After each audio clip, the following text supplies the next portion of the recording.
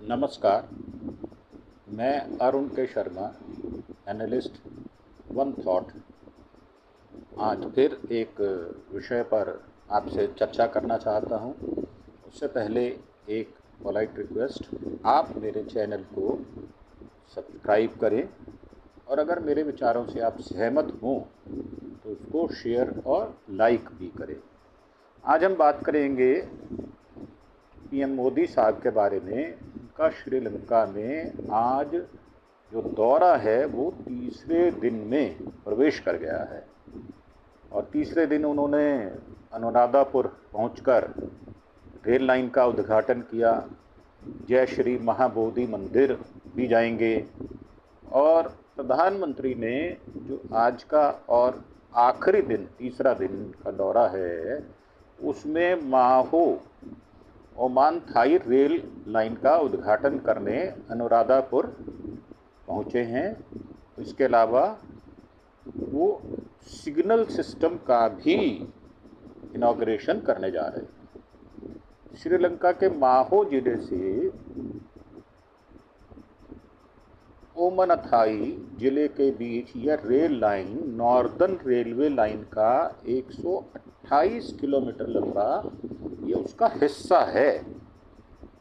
श्रीलंका के कुरुनेगला, अनुराधापुर, बबोनिया जिलों में ये होकर गुजरता है, वहाँ से होकर ये जाएगा।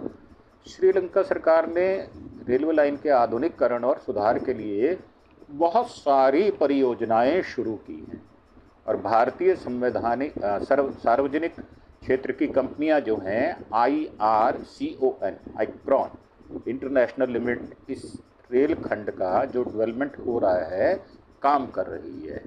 इसका जिम्मा इसके पास है। इस परियोजना में भारत ने $318 मिलियन यानी 2,780 करोड़ रुपए का श्रीलंका सरकार को लोन दिया है। और आज मोदी साहब महाबोधि जय श्री मंदिर भी जाएंगे। और कल जो बातचीत हुई थी उसमें कुछ आपको अपडेट दे दे। कल मछुआरों की रिहाई और तमिलों के अधिकारों पर बात की। शुक्रवार को दौरे के दूसरे दिन पीएम मोदी ने श्रीलंका राष्ट्रपति अनुरा कुमार दिसनायक के साथ द्विपक्षीय बातचीत में इन मछुआरों को छोड़ने की बात कही थी जो गिरफ्तारी हुई। तमिल समुदाय के अधिकारों पर चर्चा की। शाम को पीएम मोदी साहब ने तमिल समुदाय से लोगों से मुलाकात भी की थी। कोलंबो में इंडियन पीस कीपिंग मेमोरियल पर जो भारतीय सैनिक उस समय शहीद हो गए थे उनको श्रद्धांजलि भी दी और 1996 का क्रिकेट कप जीतने वाली श्रीलंकाई जो टीम थी उनके सदस्यों से भी उन्होंने मुलाकात की है। और मोदी साहब ने एक चौथा श्रीलंका का दौरा है, ये 3 बार पहले कर चुके हैं, 2015, 17 और 19 में। तो इस दौरे में जो चीज़ें सामने आ रही हैं, पीएम मोदी को मित्र विभूषण से भी नवाजा गया है राष्ट्रपति दिसानायक के द्वारा। यह गैर नागरिकों को दिया जाने वाला श्रीलंका का सर्वोच्च सम्मान है, सबसे बड़ा सम्मान है ये। और श्रीलंका के विपक्ष के नेता जो हैं साजिद प्रेमदासा ने एक तेंदुए की तस्वीर भी उनको भेंट की है। इंडिपेंडेंस स्क्वायर पर गार्ड ऑफ ऑनर दिया गया। इंडिपेंडेंस स्क्वायर श्रीलंका के ब्रिटिश शासन में से स्वतंत्रता हासिल करने की स्मृति में बनाया गया स्मृति चिन्ह है। और इस बीच दोनों नेताओं ने बातचीत भी की है और कोलंबो यहाँ पहुँचे थे। कल यहाँ पहुँचकर उन्होंने भारतीय समुदाय से जो हिंदुस्तान के लोग रहने वाले उनसे मुलाकात भी की थी। और उसके बाद मोदी साहब ने मछुआरों के सामने मछुआरों का मुद्दा उठाया और ये कहा राष्ट्रपति से कि भारतीय मछुआरों को तुरंत रिहा कर दिया जाए, उनकी नाव छोड़ने की बात कही गई।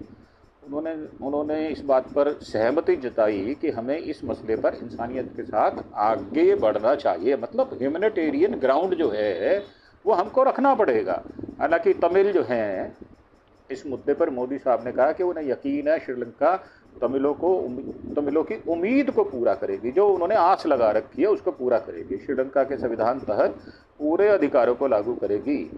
वहाँ जो राष्ट्रपति दिसनायके हैं उन्होंने कहा, मैंने पीएम मोदी से कहा, ज़रूरत के समय भारत की मदद हमारे लिए बेहद अहम रही है। हमेशा ही वो इम्पॉर्टेंट रोल हमने अदा किया है उनके साथ में।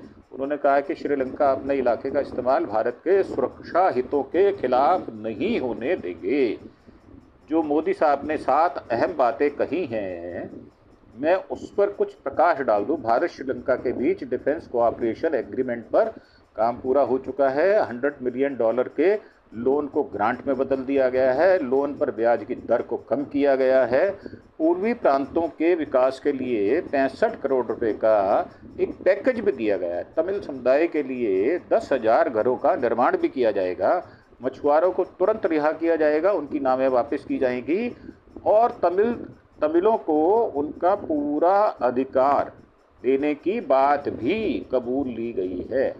और मोदी साहब को जो मित्र विभूषण अवार्ड दिया गया है, हम उसके आभारी हैं। हमारे देश के प्रधानमंत्री को इस प्रकार का अवार्ड मिलता है तो ये हमारे देश के लिए सम्मान की बात है। ये गैर जो श्रीलंकाई लोग हैं उनको ये सर्वोच्च सम्मान दिया जाता है।